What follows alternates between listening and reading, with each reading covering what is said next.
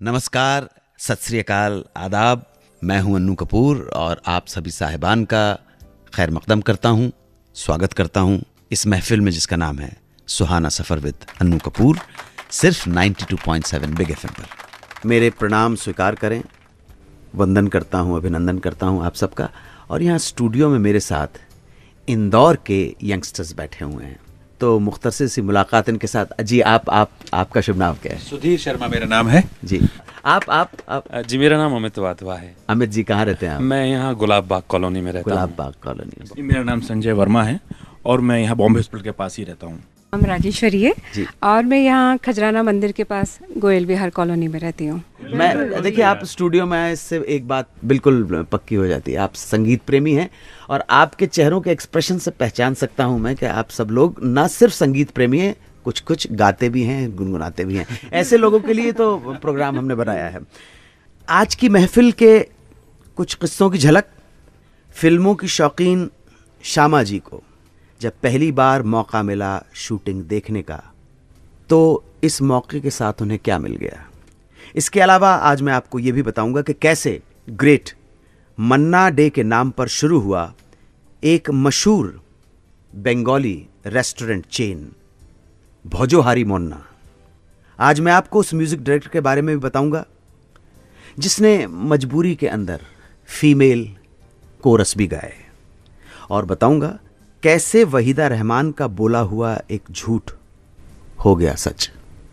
ऐसे ही कुछ रोचक किस्से होंगे।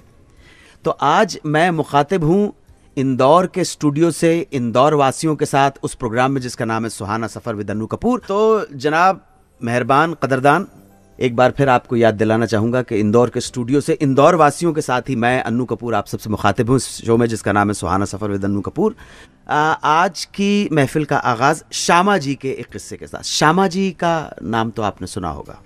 श्यामा जी 92.7 बिग एफएम के पूरे परिवार की तरफ से इंदौर में स्टूडियो में मौजूद इंदौर के सभी यंगस्टर्स को जोरदार तालियां। Thank you very much, thank you, big big big, वाह वाह वाह वाह। श्यामा जी की बात चली है तो एक दिन श्यामा जी जब स्कूल पहुंची तो पता चला कि सारी सहेलियां दादर स्टूडियो में जा रही हैं शूटिंग देखने के लिए। तो सहेलियों के साथ वो भी पहुंच गई। फिल्म का नाम था जीनत और जीनत की हीरोइन थी ग्रेट नूरजहां जी। फिल्म के डायरेक्टर उनके हस्बैंड शौकत हुसैन रिजवी थे। मशगूल हो गए शॉट वाट लेने में। अचानक उनकी नजर ये सहेलियों के ग्रुप के ऊपर पड़ी जिसमें श्यामा जी भी थी। तो शौकत साहब ने पूछा कि भाई तुम में से कोई फिल्म में काम करना पसंद करेंगी। इससे पहले कि कोई अचानक मिले इस ऑफर को समझ पाता, जवाब दे पाता, रिस्पॉन्ड कर पाता, श्यामा जी आगे बढ़ गई और कहा जी मैं करूंगी। हालांकि उनके दिमाग में ये बात जरूर आई कि अगर अब्बा को, डैडी को पता लग गया तो बहुत धुनाई भी हो सकती है, लेकिन साथ साथ मन में ये भी था कि ये मौका सामने से मिल रहा है, I should not miss this opportunity. तो शौकत हुसैन साहब ने श्यामा जी को सेलेक्ट कर लिया और साथ साथ उनके दो और लड़कियों को भी सेलेक्ट किया। ये दो जो और लड़कियां थी, एक का नाम था शालिनी और दूसरी थी शशिकला। इन तीनों को फिल्म के एक गाने में काम करना था। एक कव्वाली थी ये गाना, उनके ऊपर पिक्चराइज होना था। इसी के साथ शौकत हुसैन साहब ने तीनों लड़कियों के सामने एक ऑफर भी रख दिया कि जो सबसे अच्छा परफॉर्म करेगी जो लड़की, उसे 30 रुपए इनाम मिलेगा। और आप ताज्जुब करेंगे, संभवतः ये पहली कव्वाली रही होगी जिसे एक्सक्लूसिवली सिर्फ फीमेल या लड़कियों के ऊपर पिक्चराइज किया गया है। तीनों ने अच्छा काम किया, मगर रिजवी साहब ने खुश होकर इनाम दिया शशिकला को। श्यामा जी को इस बात का कोई गम नहीं था, बल्कि बहुत खुशी थी इस बात की कि उन्हें अपनी पहली फिल्म में अपनी आइडल, जिनकी वो फैन थी, नूरजहां जी के साथ काम करने का मौका मिल गया। और ये जो मौके के बदले खुशी मिली थी वो 30 करोड़ से भी ज्यादा थी।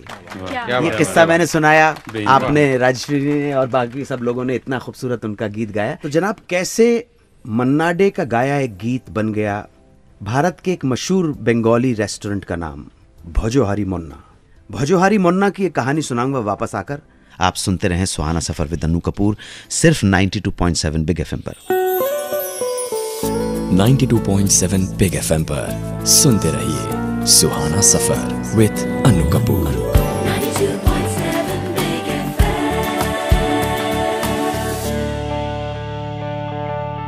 सन 1970 में आई थी एक बंगला फिल्म प्रथम कदम फूल। इसमें एक गाना था, ओमी श्री श्री भोजोहारी मन्ना। ये गाना बहुत सुपर डुपर हिट गाना था। इस गाने ने धूम मचा दी बंगाल में। इस गीत का कुछ ऐसा असर हुआ कि कलकत्ता में एक रेस्टोरेंट इसी नाम से खोल दिया गया। ये रेस्टोरेंट, ये चेन आज कोलकाता के अलावा देश के और भी शहरों में बंगला खाने के लिए प्रसिद्ध है। ये गीत भोजोहारी मन्ना कैसे बना, ये कहानी आज मैं आपके साथ शेयर करना चाहूँगा। ये महान कलाकार, जिनके बारे में मैं इतना ज़रूर बोलूँगा कि हम उनके जीते जी मन्ना दा को उनका ड्यू नहीं दे पाए जिसके वो डिजर्व करते थे।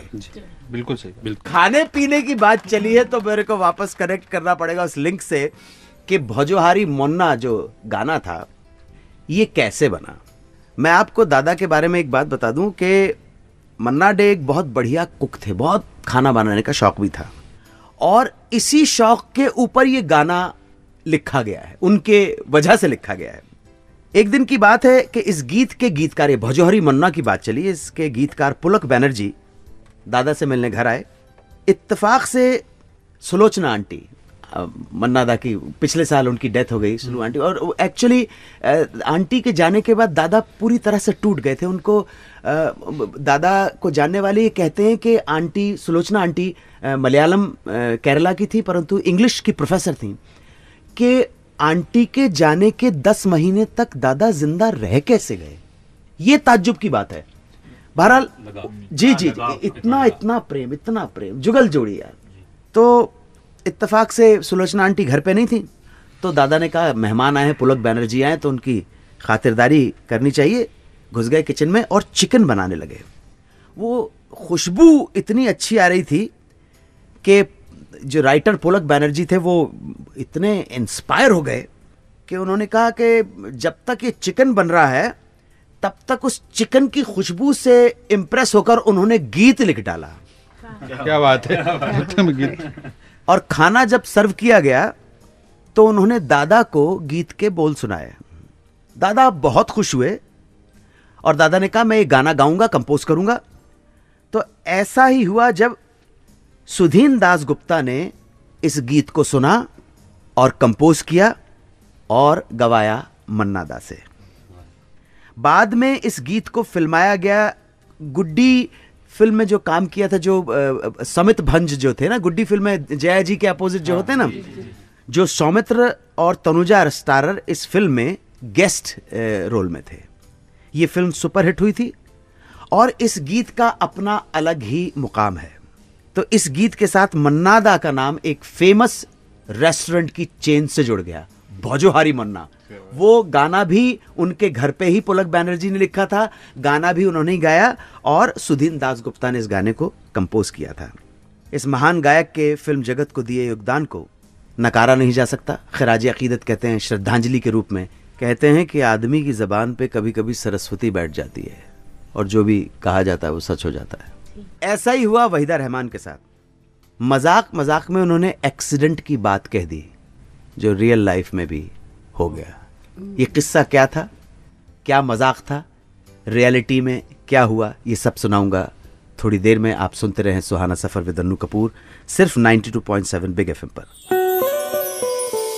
92.7 बिग एफएम पर सुनते रहिए सुहाना सफर विद अन्नू कपूर।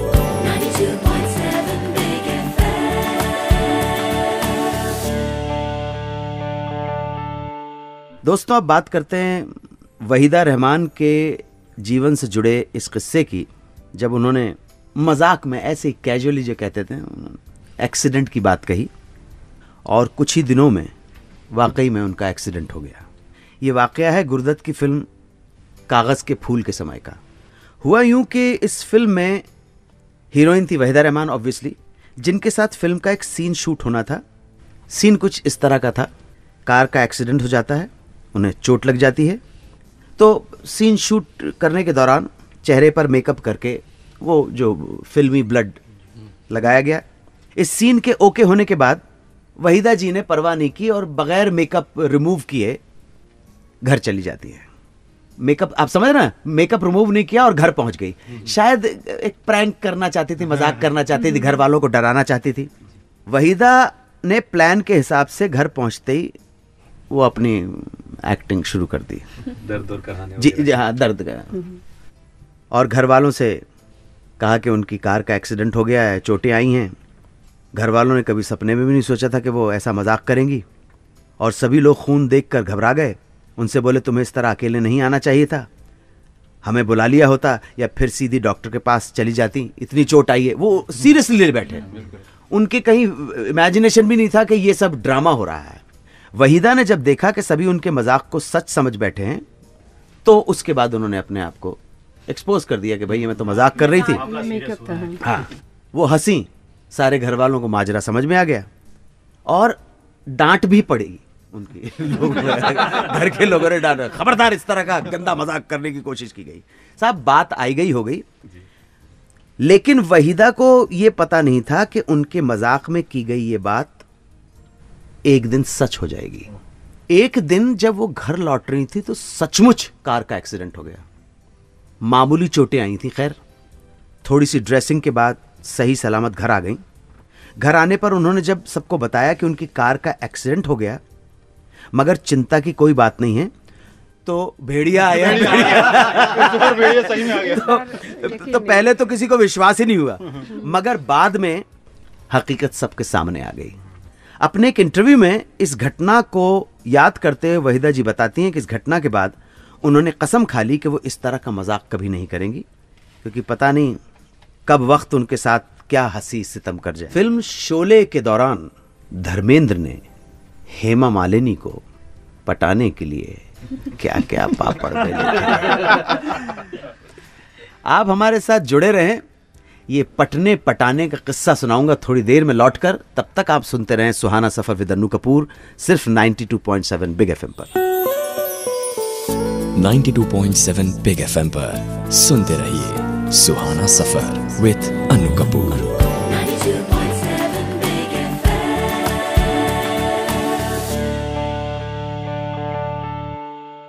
शोले की शूटिंग के दौरान पूरी तरह से धर्मेंद्र को चक्कर आ गए थे हेमा मालिनी के ऊपर। आप समझ, अपन हिंदी भाषी प्रदेश के लोग हैं।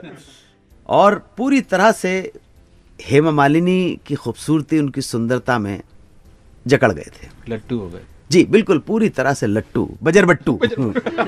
और आप ताज्जुब करेंगे कि वो हर कोशिश किया करते थे कि ज्यादा से ज्यादा समय वो हेमा मालिनी के साथ बिता सकें।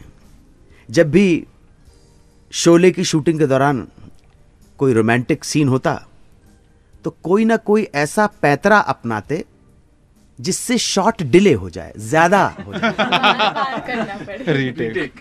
कोई जी रीटेक, एग्जैक्टली। तो रीटेक करने के लिए जरूरी था कि कोई ना कोई मिस्टेक हो ताकि रीटेक हो सके, तो ज्यादा हीरोइन के पास रहने का मौका मिल जाए।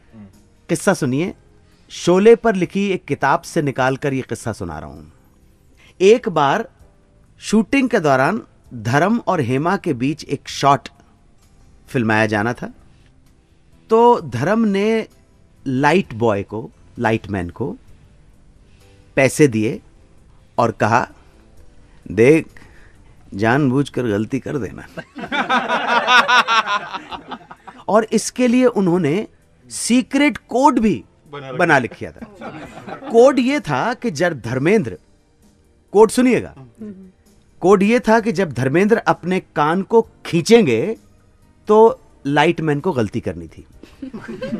जैसे कि ट्रॉली की मूवमेंट में गलती कर देना, या फिर रिफ्लेक्टर जरा सा शेक कर देना, लाइट चली जाएगी। तो जब तक धर्मेंद्र चाहते तब तक ये लाइटमैन गलती पे गलती करता रहा। खैर जैसे तैसे कई सारे रीटेक्स के बाद ये शॉट ओके हुआ, मगर कोई ये बात पकड़ नहीं पाया कि ये धर्मपा जी की चाल थी। इस तरह की गलती करने के लिए धर्मेंद्र ने उस लाइटमैन को पर मिस्टेक 100 रुपीज दिए थे। अच्छा पैकेज है। अच्छा पैकेज था। आप यकीन नहीं करेंगे दोस्तों, उस दिन धर्मेंद्र के कहने पर उस लाइटमैन ने 20 बार गलती की और शूटिंग खत्म होने के समय लाइटमैन की जेब में 2000 रुपए थे। बहुत बड़ी रकम थी। यही नहीं, धर्मेंद्र फिल्म के डायरेक्टर रमेश सप्पी से भी उनके लिए हेमा से अच्छी अच्छी बातें करने को कहा करते थे, ताकि हेमा की नजरों में उनकी अच्छी इमेज बनी रहे। मौसी जी बनी रहे। मैं अब आपको अपने साथ घटा हुआ एक किस्सा सुनाना चाहता हूँ। कबीर जब मैंने की थी तो एक ब्रीफ पीरियड के लिए जगत दादा, जो मेकअप आर्टिस्ट एसोसिएशन के प्रेसिडेंट भी थे, जगत दादा ने मेरा मेकअप किया है। इत्तेफाक से जगत दादा कुछ समय तक धर्म जी के भी मेकअप मैन रहे। बुजुर्ग आदमी थे, तो जगत दादा बताते थे कि ये आते थे थोड़ा सा टुन्न लगाए हुए और कहते थे, दादा तू बुजुर्ग है, आशीर्वाद दे। जगत दादा ने कहा, भाई आप हमारे बॉस हो, मैं हमेशा आपके लिए प्रार्थना करता हूँ, मेरी सारी दुआएं। बताओ किसके लिए? दादा आशीर्वाद दे, आशीर्वाद दे, ये मदरासन पट जाए। ये आज जगत दादा नहीं है, तो उनको याद करते हुए मैं एक किस्सा सुना रहा जो जगत दादा ने मुझे सुनाया था। क्यों हिंदी फिल्मों में म्यूजिक डायरेक्टर बनने आए सोनिक ओमी की जोड़ी के ओमी को मजबूरी में फीमेल कोरस में गीत गाने पड़े। एक मर्द होकर औरत की आवाज में गाया। ये किस्सा थोड़ी देर में आप सुनते रहें सुहाना सफर विद अन्नू कपूर, सिर्फ 92.7 बिग एफएम पर। 92.7 बिग एफएम पर सुनते रहिए सुहाना सफर विद अन्नू कपूर।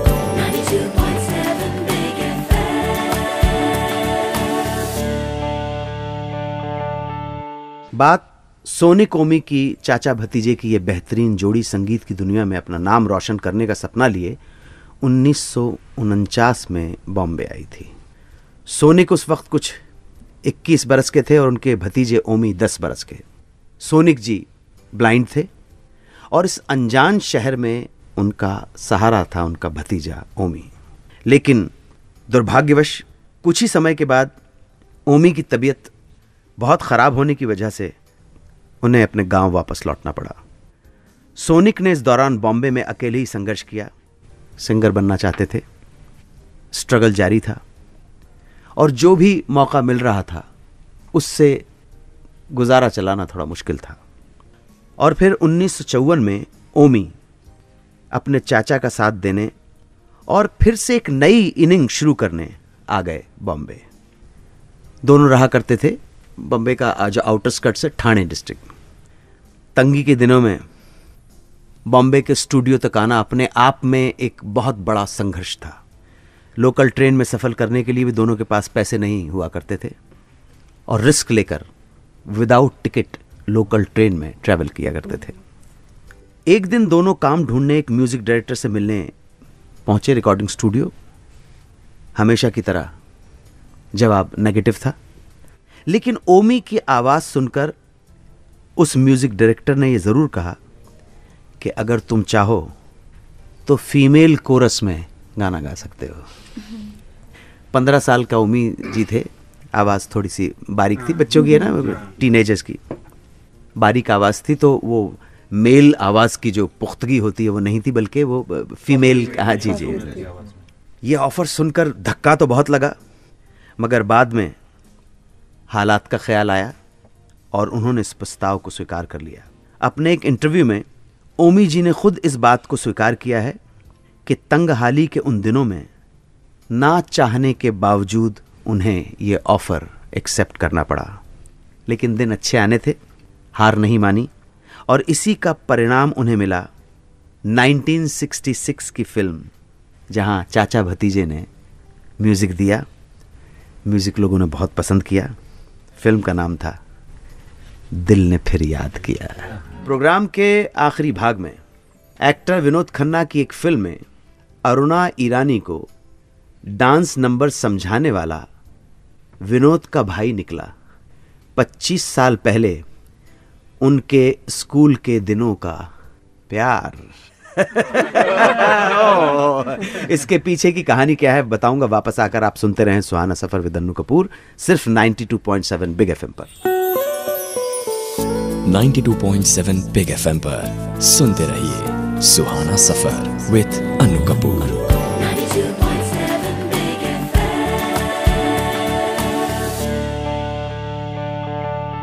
दोस्तों, यूं तो अरुणा ईरानी ने अपने पिता की मर्जी के कारण छोटी सी उम्र में ही पढ़ाई छोड़ दी थी। घर के हालात ऐसे थे। मगर अरुणा ईरानी जब अपनी टीन एज में थी तब वो अपने स्कूल में पढ़ने वाले एक लड़के प्रमोद को पसंद करने लगी थी। जाहिर है कि ये पसंद जो थी वन साइडेड नहीं थी। प्रमोद भी चाहने लगा। दोनों एक साथ खेलते और स्कूल खत्म होने पर प्रमोद घर तक अरुणा को छोड़ने भी आया करता था। साथ बैठकर वक्त बिताते, लंच करते। अपने इस बचपन के इन्फैचुएशन या प्रेम का इजहार अरुणा जी ने फिल्म फेयर को दिए एक इंटरव्यू में किया है। और इसी इंटरव्यू में उन्होंने ये भी बताया कि इससे पहले कि ये कहानी आगे बढ़ती, प्रमोद बंबई छोड़कर चला गया। अरुणा जी कुल मिलाकर 8 भाई बहन थे, जिसके चलते उनके पिता सभी बच्चों का जिम्मा नहीं उठा सकते थे। और इसी की वजह से शायद अरुणा ईरानी को भी पढ़ाई छोड़नी पड़ी। घर की परेशानियों के चलते स्ट्रगल करते फिल्मों में काम करने के लिए आगे बढ़ गई, बिजी हो गई। जनाब, काफ़ी सालों के स्ट्रगल के बाद जब अरुणा ईरानी ने फिल्म इंडस्ट्री में एक अपनी जगह बना ली, मुकाम बना लिया, तब तक प्रमोद एक अफसाना बन गया था, माजी का, पास्ट का। अब होता क्या है कि अरुणा के पास विनोद खन्ना अपनी एक फिल्म में डांस नंबर का ऑफर लेकर आए। अरुणा के हाँ कहने पर, उनसे डिटेल पूछने पर उन्होंने कहा कि उनका भाई ये फिल्म बना रहा है और बाकी की डिटेल वो ही समझा देगा। इसके कुछ दिनों के बाद जब अरुणा विनोद के भाई से मिली तो वो अरुणा ईरानी को फिल्म की सिचुएशन तो समझा रहा था, लेकिन साथ साथ बहुत जबरदस्त स्टेयर किए जा रहा था, घूरे चला जा रहा था। अरुणा ईरानी को अटपटा लगा, लेकिन थोड़ा सा एम्बैरेसमेंट भी था, लेकिन कुछ बोला नहीं उन्होंने। विनोद का भाई है। अचानक एक बात स्ट्राइक हुई उनके दिमाग में कि ये इसकी आंखें बड़ी जानी पहचानी लग रही हैं। और अब विनोद का भाई जोर जोर से हंसने लगा। अरुणा को कुछ समझ में ही नहीं आ रहा था कि ये क्या हो रहा है। और तब उस प्रोड्यूसर यानी कि विनोद के भाई ने कहा, तुमने मुझे नहीं पहचाना, मगर मैं तुम्हें पहचान गया हूं। मैं वही तुम्हारे साथ पढ़ने वाला प्रमोद हूं, जो 25 साल पहले तुमसे अलग हो गया था, चला गया था। तो अरुणा जी को याद करते हुए और ऐसे दोस्ती को, ऐसे दोस्तों को जो खो जाते हैं। एक बार पाकिस्तान से कुछ शायर आए थे, ओबेदुल्ला अलीम उनका नाम था। उन्होंने, उनकी गज़ल मुझे याद रह गई, जो उसने किया उसे सिला दे, मौला मुझे सब्र की जजा दे। कहने का मतलब है जो उसने किया उसका फल उसको देना है। परमात्मा मुझे धैर्य, शांति, संतोष का फल देना। जो उसने किया उसे सिला दे, मौला मुझे सब्र की जजा दे। बच्चों की तरह ये लफ्ज़ मेरे, माबूद इन्हें बोलना सिखा दे। और हासिल गज़ल शेर है कि मुझसे मेरा कोई मिलने वाला, मुझसे मेरा कोई मिलने वाला, बिछड़ा तो नहीं मगर मिला दे। तो 25 साल के बाद प्रमोद अरुणा ईरानी से मिला। तो जितने भी सुनने वाले हैं उनके अगर जो दोस्त, यार, अहबाब अगर बिछड़ गए हों तो वो मिलें। ये मिलन जो है बड़ी कमाल की चीज़ है। 92.7 बिग एफएम पर आप सुन रहे हैं सुहाना सफर विद अन्नू कपूर।